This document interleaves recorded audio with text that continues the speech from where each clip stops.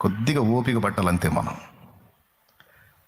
ఏ అవమానం నీకు ఎదురైనా, నాకు ఎదురైనా, ఎలాంటి తృణీకారాలు ఎదురైనా గుర్తుపెట్టుకో, రాసి పెట్టుకో, ఇవన్నీ కూడా నీకు మళ్ళీ రేపు ప్రశంసలుగా మారిపోతాయి.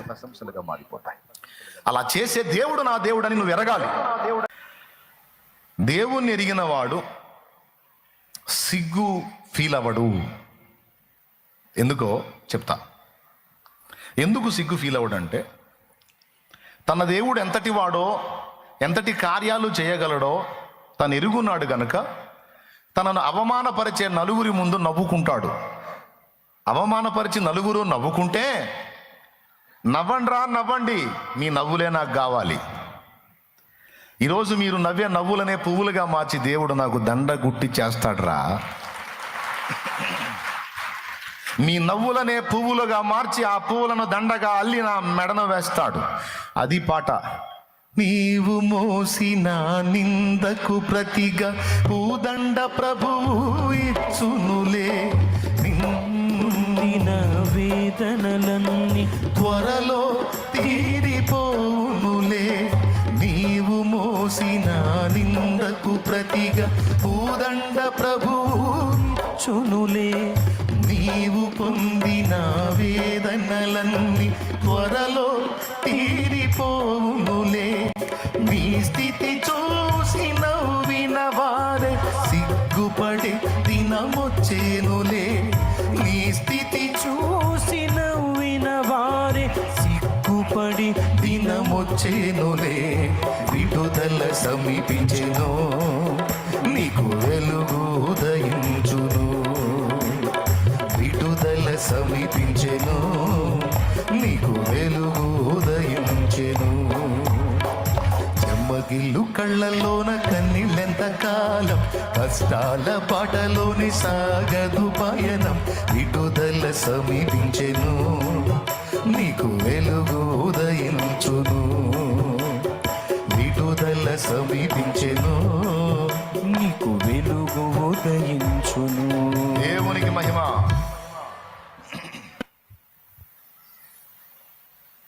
నవ్వకపోతే మనకి పువ్వులు ఏడ నుంచి వస్తాయి? దేవుడు దండ వేయాలిగా మెడలో. దండ వేయాలంటే పూలు కావాలగా. ఆ పూలే ఆ నవ్వులు. ఎగతాళిగా అపహాస్యం చేసి, హేళన చేసి, తృణీకరించి, నిన్ను నిందించి నలుగురు నవ్వే నవ్వులే దేవుడు నీ మెడలో వేసే పువ్వులు. ఆ నవ్వులు లేకపోతే నీకు పువ్వులు లేవురా తల్లి. ఆ నవ్వులు లేకపోతే నీకు పువ్వులు లేవు నాయన. ఇది నీకు అర్థమైంది దేవుణ్ణి తెలుసుకుంటే. తెలుసా మీకు ఆ సంగతి? ఇప్పుడు తెలుసుకో, ఇకనన్నా తెలుసుకో. అందుకే అంటున్నాడు, నేను చెరసాల పాలైన ఫీల్ అవ్వను. నలుగురు నన్ను కొట్టి తిట్టి రాళ్ళు కొట్టి నా వస్త్రాలు లాక్కుపోయి నన్ను దిగంబరిగా చేసినా నేను ఫీల్ అవ్వను. ఎందుకంటే ఇవన్నీ చూస్తున్నవాడు, శాశ్వతమైన ఘనతను, అక్షయమైన ఘనతను నాకు ఇచ్చేవాడు ఒకడున్నాడు. ఆయన్ని నేను ఎరుగుదును.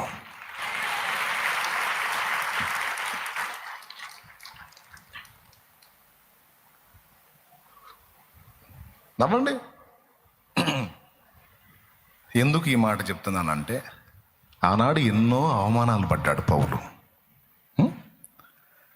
ఆనాడు ఎన్నో అవమానాలు పడ్డాడు పౌలు గారు. అన్ని అవమానాలు పడిన పౌలుకి ఈ 1900 సంవత్సరాలుగా దేవుడు ఘనత ఇస్తానే ఉన్నాడు.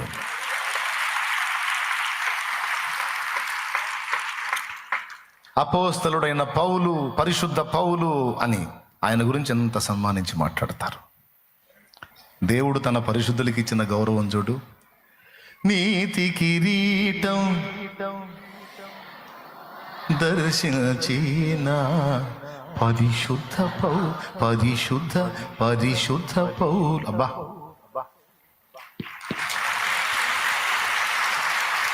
ఆనాడు నా దేవుని నిమిత్తం సిగ్గును అవమానమును లక్ష్య పెట్టక అన్నిటినీ ఆనందంతో సహించి విశ్వాసాన్ని కాపాడుకున్న పౌలు మహనీయునికి దేవుడిచ్చిన ఘనత అక్షయమైనది. అది ఇక్కడ ఉంది, రేపు అక్కడ కూడా ఉంది. అక్కడ ఉంది.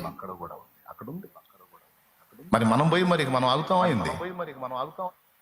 ఇక రేపు యేసయ్య రాకముందు పరదైసుకు పోతే గొడవ అక్కడ. పౌలు గారు ఎక్కడ అని చూడకుండా ఆగుతామా? నా దేవుడిచ్చే ఘనత అలా ఉంటుంది. నవ్వనిచ్చి నవ్వనిచ్చి నవ్వనిచ్చి నవ్వనిచ్చి నవ్వేవాళ్ళని నవ్వనిచ్చి ఎగతాళి చేసేవాళ్ళని చేయనిచ్చి ఒక్క కోటింగ్ ఇస్తే ఆ మూతులన్నీ వంకర్లు పోతాయి, మన తల పైకెత్తబడిద్ది. నవ్వే మూతులన్నీ వంకర్లు పోతాయి, హేళన చేసి అపహాస్యం చేసే మొఖాలన్నీ చిన్నపోతాయి. అవమానం పొందిన తన బిడ్డ తల నా దేవుడు ఎత్తుతాడులే, నువ్వు తల ఉంచుకునే అవసరం లేదు, నేనున్నా నీకు అంటాడు ఆయన. ఎందుకు తలదించావు? నేనున్నా నీకు, తలెత్తో తలెత్తో నిన్నన్న తలలు దించాలి, నేను హేళన చేసిన తలలో దించాలి, తల వంచాలి, నేను నీకు తోడలే అంటాడు. కొద్దిగా ఓపిక పట్టాలంతే మనం. ఏ అవమానం నీకెదురైనా నాకెదురైనా, ఎలాంటి తృణీకారాలు ఎదురైనా గుర్తుపెట్టుకో, రాసి పెట్టుకో, ఇవన్నీ కూడా నీకు మళ్ళా రేపు ప్రశంసలుగా మారిపోతాయి. అలా చేసే దేవుడు నా దేవుడని నువ్వు ఎరగాలి.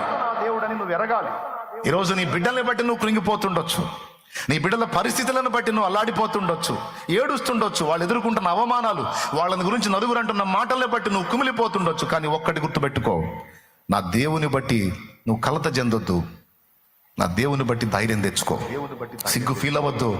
నా దేవుడు నీ బిడ్డల విషయంలో చేసే అద్భుతమైన కార్యాలు తొందరలో చూడబోతున్నావు. భవిష్యత్తులో చాలా తొందరలో చూడబోతున్నావు.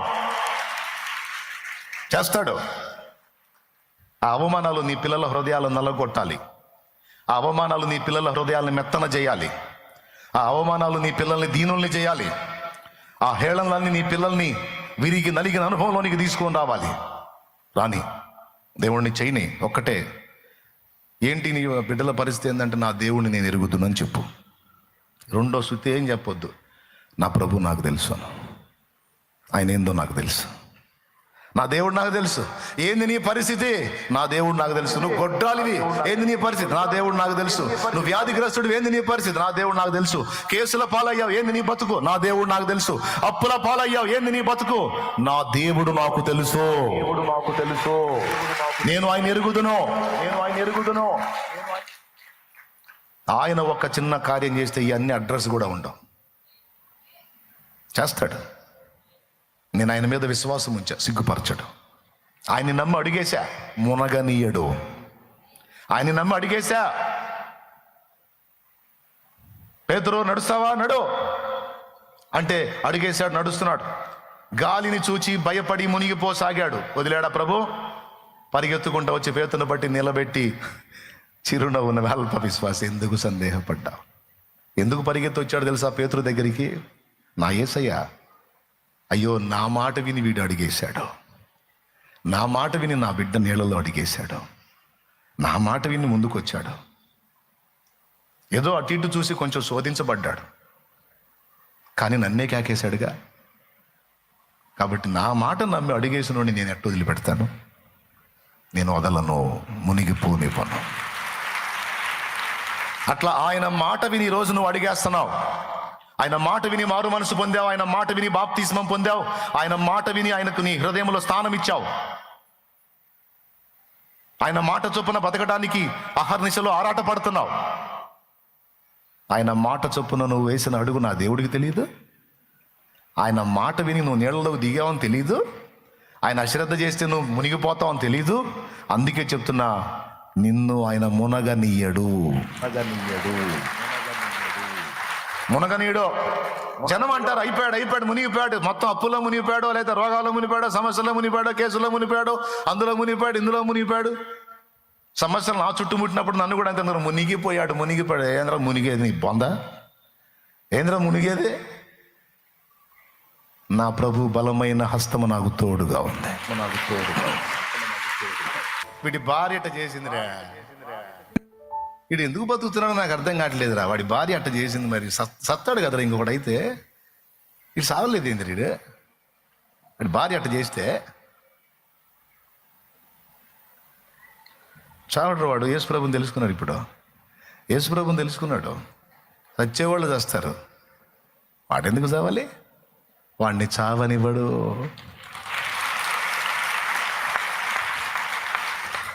ఈ అమ్మాయి భర్త ఎట్లా చేశాడు, వాడు అంత ఇది అది ఎందుకు బతుకుతుందో? పిల్లలు ఎట్లా ఎందుకు బతుకుతున్నారు వీళ్ళు? నేను చెప్తున్నాను బిడ్డ, ఏ పరిస్థితిని బట్టి నువ్వు సిగ్గుతో నలుగుతున్నా, నువ్వు దేవుణ్ణి ఎరిగి ఉంటే సిగ్గును గెలవగలుగుతావు. ఒకవేళ నువ్వు అనవసరంగా నువ్వు దరిద్ర పనులు చేసుకొని దరిద్రం తెచ్చుకొని పడ్డ బాధలైనా సరే ఇప్పుడు దావీదు ఉన్నాడు. సింపుల్, ఈజీగా మనకి అర్థమైంది. చక్కగా గొర్రెలు కాసేవాడిని సింహాసనం ఎక్కించాడు, రాజుని చేశాడు. రాజు అయిన తర్వాత డబ్బు వచ్చింది, ఐశ్వర్యం వచ్చింది, పొగడ్తలు వచ్చినాయి, ఘనతలు వచ్చినాయి, గుర్తింపులు వచ్చినాయి, భజనలు వచ్చినాయి. చాలామంది ఇవన్నీ కావాలని కోరుకుంటారు, వస్తే అయిపోతారు. అందుకే దేవుడు ఇయ్యంది. నాకీ నాయన, నాకీ నాయన, నాకీ నాయన, నాకీ నాయన, నాకీ నాయన, ఏం నాయన నీకి నాకి ఒకటే గొడవ. మోకాళ్ళు వేసిన కానీ నన్ను దీవించో, నన్ను ఆశీర్వదించో, నన్ను పైకి లేపో, నన్ను కింద పడేయో అని. దేవుడు నమ్మదగిన వాడు. చాలా ప్రార్థనలకు జవాబు ఈడు పిచ్చి మహారాజు. మన మంచికే ఇవి అడిగిన వాడు ఏమైనా జవాబులు ఇచ్చామంటే పోతాం, ఇచ్చాడంటే పోతాం. ఎంత కావాలో అంతే ఇస్తాడు. చాలా మంది డబ్బు లేనప్పుడు దీనంగా ఉన్నారు, డబ్బు వచ్చినాక నాశనం అయ్యారండి. డబ్బు రాకముందు ప్రార్థనా పరులుగా ఉన్నారు, దేవుని సన్నిధిని గౌరవించారు, ఎప్పుడు దేవుని మహిమపరిచేవాళ్ళు. డబ్బు వచ్చిన తర్వాత మొత్తం అది మానుకున్నారు. చాలా మంది దీన స్థితిలో ఉన్నప్పుడు దేవునికి చాలా విధేయత కలిగి, భయం కలిగి, భక్తి కలిగి దేవుని చిత్తం నెరవేర్చారు. కానీ వాళ్ళకు ఘనత, గుర్తింపు, గౌరవం, సమృద్ధి వచ్చి బాధ అనేది తొలగిపోయిన తర్వాత వారి అనుభవాలన్నీ పోగొట్టుకున్నారు. మరి మనల్ని దేవునికి దూరం చేసే సౌండ్ మనకు అవసరమా? సౌండ్ అంటే అర్థమైందా?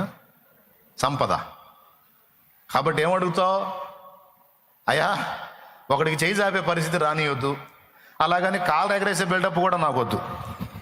స్తోత్రం. ఏంది? నీ ఎదుట నేను దీనంగా బ్రతకడానికి నీకు నాకు నా అనుబంధం తెగిపోకుండా ఆ బ్యాలెన్స్ నువ్వే చేయి. నాకు ఎంత చేయాలో నువ్వు చేయి. ఒకవేళ నాకు ఇచ్చిన అది 10 మందికి ఇచ్చేటువంటి ఆ ప్రేమ గల మనస్సు నాకి, ధనము నాకు ఇచ్చిన దాన్ని ప్రేమించకుండా నలుగురికి దాన్ని సాయం చేసే మనస్సు నాకు అయ్యా. అవసరానికి మించిన ఐశ్వర్యం నాకొద్దు. చూడండి, గొర్రెలు కాసేటప్పుడు ఎట్టున్నాడు? ఫస్ట్ క్లాస్గా ఉన్నాడు. కదిలితే ఇక తంత్రి వాయిద్యం తీసుకోవటం, పాటలు పాడటమే. ఎవరు? అదే పనిలో ఉన్నాడు. ఇప్పుడు రాజు అయిపోయాడు ఇశ్రాయేలుకి. ఇప్పుడు ఇక ఆయన వాయించడం కాదు, చుట్టూ వాయించే వాళ్ళు తయారయ్యారు. ఆనాడు ఎండకెండి వానకు తడిసి గొర్రెలను ఇష్టం తోలుకుంటా అనుభవం అది. అప్పుడే ఎనీ టైం దేవుడే. ఇప్పుడు రాజు అయ్యాడు, పక్కన చేరి ఇసిరేవాళ్ళు ఉన్నారు. ఇక నీ ఇష్టం తోలే పర్లేదు, ఈయనకి ఇష్టం ఇసిరేవాళ్ళు ఉన్నారు. ఇప్పుడు అడుగేస్తే చాలు, ఆహా రాజు వెడలే రవి తేజములరా కానీ పాడతారే, అట్లా ఆయన బయలుదేరితే అడుగేస్తే చాలు, అబ్బా ఆహా ఓహో అని బ్రహ్మరథం పట్టేవాళ్ళు, జేజేలు కొట్టేవాళ్ళు, పొగిడేవాళ్ళు, గణపరిచేవాళ్ళు, గుర్తించేవాళ్ళు, ప్రశంసించేవాళ్ళు. మస్తు సరుగు చేరింది. కుటుంబ సభ్యులు కూడా బెండైపోయారు. రాజు కదా, అసలు ఊరు మొత్తం లెక్క చేసిన ఇంటి వాళ్ళు లెక్క చేయరు. లెక్క ప్రకారం ఊరు మొత్తం లెక్క చేసిన ఇంటి వాళ్ళు లెక్క చేయరు కదా. ఊరు మొత్తం గొప్పవాడు అంటే వాళ్ళ ఇంటి వాళ్ళ దగ్గర పెడితే ఏడు వాడంతే అదోలేడు, మీకు తెలియదు పోండి అంటారు. దేవునికి స్తోత్రం. ఊరు మొత్తం లెక్క చేసిన ఇంటి వాళ్ళు లెక్క చేయరు, కానీ ఇంటి వాళ్ళు కూడా బెండారు. రాజు అవునా? అన్నీ వచ్చినాయి, ఒకప్పుడు లేనివన్నీ వచ్చేసినాయి. ఆ లేనప్పుడు బాగానే ఉన్నాడు, వచ్చిన తర్వాత బత్షెబా వచ్చింది. అవన్నీ వచ్చిన తర్వాత ఊరియా హత్య జరిగింది. చూడు ఎంత డేంజరు. ఆశీర్వదించు అంటామే కాదండి, ఆశీర్వాదం తట్టుకునే శక్తి కూడా కావాలి, లేకపోతే అట్ట అవుతాం. కొనుక్కొచ్చుకున్నాడు సమస్యనే. కొనుక్కొచ్చుకున్నాడా? కదిలించి కొనుక్కొచ్చుకున్నాడు. దేవుని శాపం బయలుదేరింది. నువ్వు ఇలా చేసావు కనుక నీకు ఇది అని ఆ సింహాసనం మీద నుంచి సొంత కొడుకే రివర్స్ అయి తండ్రిని నెట్టేశాడు. రివర్స్ అయిపోయింది మొత్తం ఫ్యామిలీ. శత్రువులు అయిపోయారు, కన్నవాళ్లే. సింహాసనం మీద నుండి తోసేశారు. తెలుసు దావీదుకి ఎందుకు జరిగిందో ఈ పరిస్థితి. తెలుసు దావీదుకి ఇది నా తప్పే, నా బుద్ధిహీనతే, నా మూర్ఖత్వమే, నా తొందరపాటు, నా తప్పుడు నిర్ణయం. ఓకే దేవా నువ్వు కరెక్టే అన్నాడు. దేవుని ఎరిగినోడు కదా, దేవుని ఎరిగినోడు తన తప్పును కూడా ఎరిగి ఉన్నాడు. తెలుసుకొని దేవుని నిందించలా. ఏమన్నాడు తెలుసా? దేవా, తీర్పు తీర్చున్నప్పుడు నీవు నిర్మలుడవు, ఏ కల్మషం లేకుండా తీర్పు తీరుస్తావు. నీ తీర్పులన్నీ న్యాయములే ప్రభు. నాకు ఈ గతి పట్టాల్సిందే, ఆ సింహాసనం పోవాల్సిందే, నేను కొండల పాలు కావాల్సిందే, అడవుల పాలు కావాల్సిందే. ఏం చేశాడో తెలుసా దావీదుకి? ఒక్కసారి మళ్ళా మరణ భయాన్ని, అరణ్యపు అనుభవాన్ని, కొండల అనుభవాన్ని మళ్ళా చూపించాడు. అంతకుముందు సౌలు జరిగినప్పుడు కొండల్లో, గుహల్లో, అడవుల్లో తిరిగాడే. ఈసారి సౌలు కాదు, సొంత కొడుకే. అప్పుడేమో మామ, ఇప్పుడేమో కొడుకు. అర్థమైంది? రాజు ఇప్పుడు రాజు కాదు, కొడుకు అబ్షాలోం రాజు. దావీదు తన పరివారంతో వెళ్తా ఉన్నాడు కొండల్లో పడి. షిమి అనేవాడు ఎదురుపడ్డాడు. షిమి అనేవాడు, ఇప్పుడు మనం ఏడ జిక్కుతామా, 4 మాటలు వేద్దామని రెడీగా కాసుకునే దౌర్భాగ్యులు ఉంటారు. నలుగురిలో నాదొకటి అనేవాళ్ళు. దేవుని ఎరిగిన వాళ్ళలో కూడా ఉంటారు ఈ టైప్ వాళ్ళు. ఎవడన్నా నన్ను ఏదన్నా కామెంట్ చేశాడు అనుకో, ఇక రెడీగా ఉంటారు ఈ సరుకు. ఆహా, ఏదో లేచింది వాడి మీద ధ్వజం, నేను కూడా ఒక రాయి వేయాలి అని. ఈ షిమిగాళ్ళు అనమాట వీళ్ళందరూ. గుంట నక్కల్లాగా పొంచి ఉంటారు. అందరు వేస్తున్నారుగా నాదొక రాయి అన్నట్టు. ఎట్లాంటి షిమిలో ఒకటి కాదు, 100 కాదు, 1000 వచ్చినా సరే దావీదుని ఏదైనా చేస్తే దేవుడే చేయాలి. కానీ షిమిగాళ్ళు ఏం చేస్తారు? షిమిగాళ్ళు ఏం చేస్తారండి? ఇప్పుడు రాళ్ళు వేస్తారు, తర్వాత కాళ్ళు పట్టుకుంటారు. దేవునికి స్తోత్రం కలుగును గాక. హల్లెలూయా, హల్లెలూయా, హల్లెలూయా. అట్లాగే నువ్వు కూడా ఎక్కడ చిక్కుతావా, 4 రాళ్ళు వేద్దామని షిమిగాళ్ళు నీకు కూడా ఉంటారు. ఇంటి పక్క ఉండొచ్చు, ఇంట్లో ఉండొచ్చు, బంధువర్గంలో ఉండొచ్చు, బజార్లో ఉండొచ్చు. షిమిగాళ్ళు.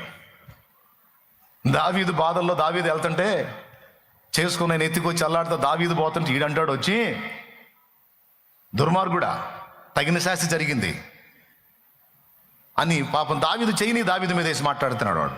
దావీదు చేసిందే ఊరియా విషయంలో. ఈడంటాడు సౌలు నువ్వు అన్యాయం చేసావు, సౌలుకు నువ్వు ద్రోహం. వీడికి తెలియదు సరిగా అసలు ఏం జరిగిందో, వీడికి తెలియదు. ఈ ఆఫ్ మైండోడు ఈడొచ్చి అన్ని మాట్లాడుతుంటాడు. ఈయన ఏం తీసుకొని కొట్టాలో అర్థం కాదు. అసలు సమస్య ఏంటో తెలియదు. సమస్య ఉరియాతో వచ్చింది. ఏం లేదండి, ఉరియా భార్య ఆయనకి నచ్చింది, ఆమెను స్వాధీనం చేసుకోవడానికి ఆయన చంపించాడు. అది కేసు. ఈ కేసును వాడు అది ఎత్తకుండా నువ్వు సౌలుకు అన్యాయం చేసావు, సౌలుకు ద్రోహం చేసావు, సౌలు ఉసురు పోసుకున్నావు, అందుకే నాశనం అయిపోయావు. దావీదు వాడికి వెళ్ళి చూసారే, ఉసురు పోసుకుంది నిజమే కానీ సౌలుది కాదురా, ఉరియాదిరా. ఎవడురా ఈడు, సబ్జెక్ట్ కూడా తెలియకుండా మాట్లాడుతున్నాడు. దేవునికి స్తోత్రం కలుగును గాక. హల్లెలూయా. ఉసురు పోసుకున్నది నిజమే రా, అది ఊరియా, అది సౌలుది కాదు. సౌలు నా ఉసురు పోసుకున్నాడు. సౌలు నా ఉసురు పోసుకున్నాడు రా. నేను అవంతున ప్రాణానికి తెగించిపోయి గొలియాతును కొడితే మేరబు నాకు ఇక్కడ ఇంకొకటికి ఇచ్చాడు రా. తర్వాత ఇంకొక సాహసం చేసి మీకాలను చేసుకుంటే, ఆ మీకాలు నా కాలు అనుకుంటే నా మీకాలను తీసుకెళ్ళి ఇంకొకటికి పట్టం కట్టాడు రా. కొండల్లో, అడవుల్లో నన్ను నలిపెట్టు నలిపేద్దామని తిరిగాడు రా. తిండి తినలేదురా, నిద్రపోలేదురా సౌలు దెబ్బకి. సౌలు పోసుకుని నా ఉసురు, ఆ ఉసురు పోసుకొని ఆయన పోయాడు. ఈడవుడురా, నేను ఆయన ఉసురు పోసుకుందాను అంటాడు. ఈ సగం తెలిసినోడు. ఉసురు నిజమే కానీ అది ఊరియా, అది సౌలుది కాదు. తెలుసు దావీదుకి. దావీదు ఏమన్నాడు తెలుసా? సగం మాట్లాడాడు, సబ్జెక్ట్ కరెక్టే, సగమే మాట్లాడాడు, సంపూర్ణంగా మాట్లాడలేదు. జస్ట్ పర్సన్స్ మారిస్తే సరిపోయిద్దిరా. షిమి నువ్వు కరెక్టేరా, తిట్రా బాబు తిట్టు. దావీదుకున్న రోషానికి, దావీదుకున్న పరాక్రమానికి, దావీదుకున్న పౌరుషానికి ఒకే ఒక తన్నుతో మళ్ళీ లేవడాడు. స్తోత్రం. సరే, దావీదు దాకొద్దు. దావీదును పిచ్చిగా ప్రేమించే దేవుడు దావీదుకు తోడై ఉండి దావీదు పక్షంగా ఒక్క చూపు చూస్తే షిమిగాడు నామరూపా లేకుండా పోతాడు, నాబాలు పోయినట్టు. నేను సహాయం చేయడానికి దావీదు ఎవడు అన్నాడంతే, ఒక్కటే మాట. దావీదు ఎవడో నేను సాయం చేయటానికని దావీదును అంత తేలిగ్గా మాట్లాడినందుకు తెల్లారేటప్పటికి తెచ్చాడు, చంపేశాడు దేవుడు. అది నాబాలు బతుకు, అట్టయ్యేది షిమి బతుకు. కానీ దేవుడేమల్లా. ఆడంతసేటు దావీదు మీద దుమ్మెత్తిపోసి నీ పాపం నిన్ను పట్టుకుంది, నీ కర్మగాలి. ఈరోజు కొంతమంది నిన్ను అంటారు, చూడు, చేసుకున్నావుగా అనుభవించు, చేసావుగా అనుభవించు, సావు నీ బతుకట్ట అయిపోయిందని తలా ఒక షిమీలు రాళ్ళు వేస్తుంటారు. అర్థం చేసుకోరు, ఆదరించు, ఓదార్చు, ధైర్యపరచు, నిలబెట్టరు రాళ్ళు. సెరూయా కుమారులు అంటే మేనల్లుళ్ళు ఉన్నారు, ఇద్దరు, ఏవాబు, అభిషై. మండిపోయింది వాళ్ళకి. రాజు అయిన నిన్ను చచ్చిన కుక్క వంటి వాడైన వాడు ఇన్నేసి మాట్లాడంటే చూస్తాను, ఊరుకోగలవు, కానీ మా వల్ల కావట్లేదు, నువ్వు అను, వాడిని చేరబోయి తల తీసి నీ పాదాల దగ్గర పెడతా ఉన్నాడు. అప్పుడు దావీదు ఏమంటాడు తెలుసా? ఐసేయండి అల్లా. షిమీ దూషణలు దావీదుకు తరువాత భూషణలు.